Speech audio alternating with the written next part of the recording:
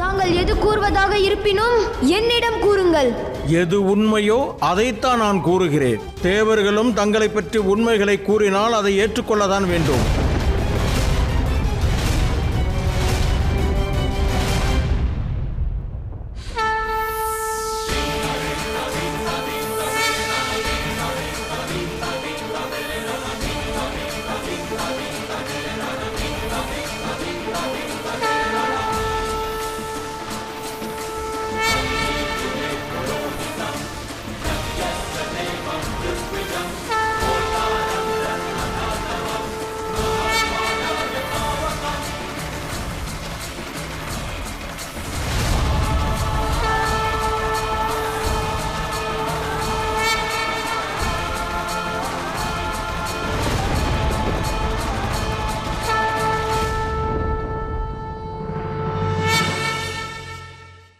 முனிவரே, தாங்கள் விரும்பினால் மீண்டும் ஒரு முறை என் மீது தாங்கள் பரசுவனால் தாக்குதல் நடத்தலாம்.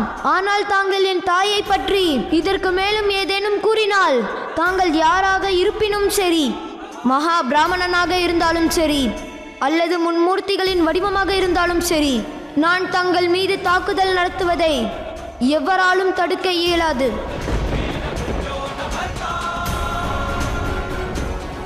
கோபம் என்னுடைய கண்களை மறைத்து விட்டது.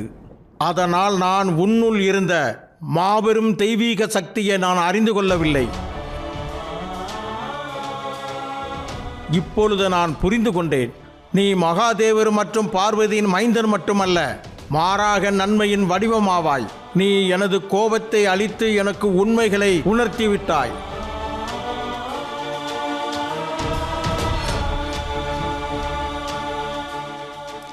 தேவி, என்னால் எனது கோபத்தை கட்டுப்படுத்த முடியவில்லை. என்னுடைய தாக்குதலுக்காக என்னை மன்னித்து விடுங்கள். முனிவரே, தாங்கள் என் சகோதரரின் அவதாரமாவீர்கள். இத்தகைய புனிதமானவரின் கோபம் கூட காலச்சக்கரத்தில் நன்மைக்காகவே ஏற்படும் என்பதை அறிவேன்.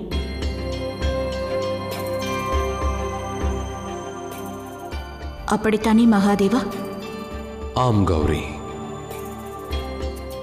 பரசுராமர் இந்த காலச்சக்கரத்தில் மிகவும் முக்கியமான பங்காற்றியுள்ளார்.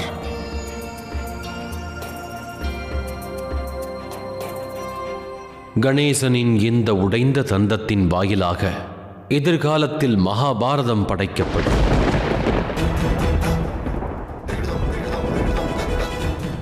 இந்த தாக்குதலின் வாயிலாக அறிவுக் கடவுள் விநாயகன் இப்பிரபஞ்சத்திற்கு மகாபாரதம் என்னும் காவியத்தை அளிப்பான். அச்செயலை தாங்களே முழுமை பெறச் செய்ய வேண்டும் பரசுராமா.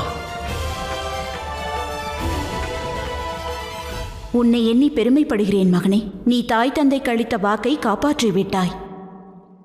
அதே வேளையில் பரசுராமருக்கு உனது தந்தை அவர் அளித்த ஆயுதத்தின் மாண்பை காப்பதற்காக நீ முனிவர் நடத்திய தாக்குதலையும் பொறுத்து கொண்டாய். உண்மையிலேயே நீ கருணை நிறைந்தவன், இரக்க குணம் கொண்டவன். ஒற்றை தந்தத்தை உடைத்ததனால் இன்று முதல் உனக்கு மற்றொரு பெயரும் சூட்டப்படுகிறது, ஏகதந்தன்.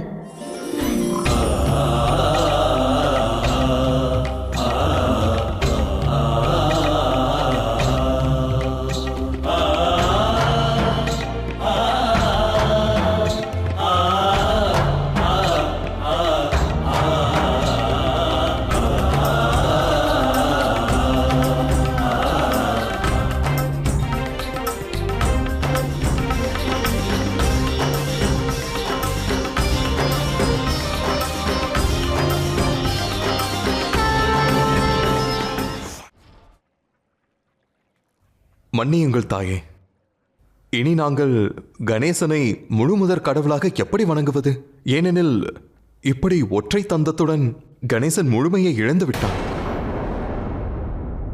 இந்திர தேவா, கணபதியானவன் நன்மை, பரமானந்தம், அன்பு, கருணை மற்றும் ஞானத்தின் முழு உருவமாவான். இந்த பண்புகள் கூறுகள் பலவானாலும் அது மென்மேலும் பெருகத்தான் செய்யும்.